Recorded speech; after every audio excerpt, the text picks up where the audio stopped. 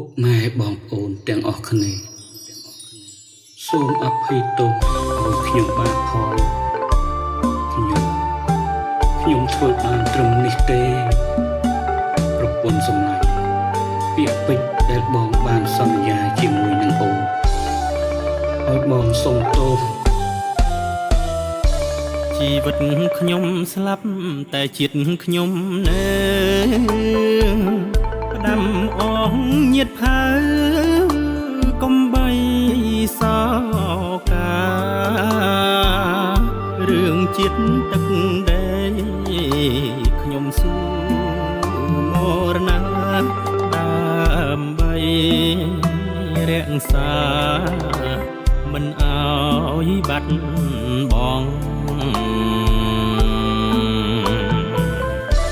ជីវិតជូនជាតិធាតខ្ញុំជូនម្ដាយ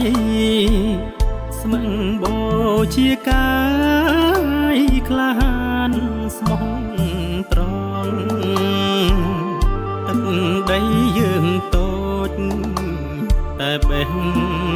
ដូងធំសូមជួយច្រៀងផ្ដាំដាស់អស់កុលបុត្រ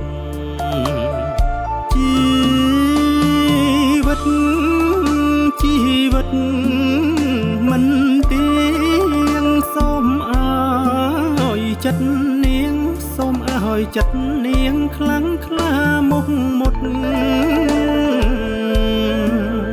បងស្លាប់ក៏ព្រោះ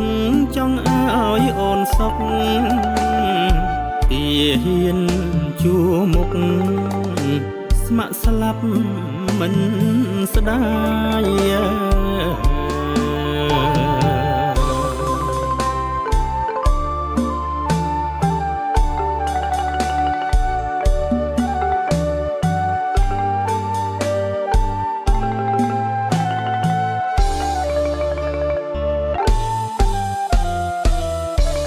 ជីវិតខ្ញុំអងដងជាតិឲ្យរួងនាមជាកូនប្រុសឈ្មោះល្បីសុខសាយ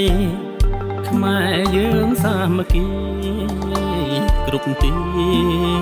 ចិត្តឆ្ងាយលះបង់ចិត្តកាយឧបត្ថម្ភគាំទ្រ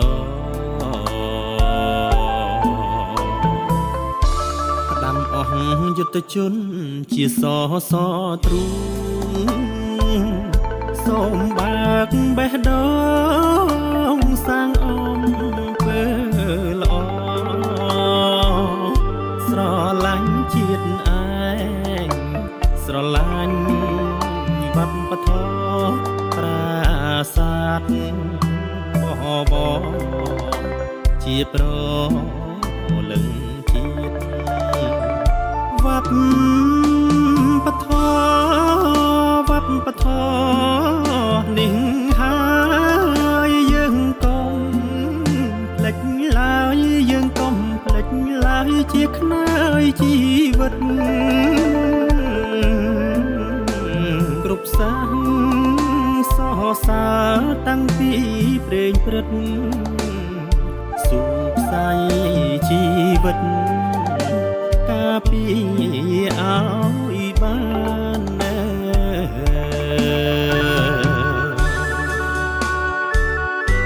សូមពុកម៉ែបងប្អូនជួយអប់រំកូនរបស់ខ្ញុំឲ្យចេះស្រឡាញ់ជាតិស្រឡាញ់ទឹកដីយើងផងណាខ្ញុំសូមលា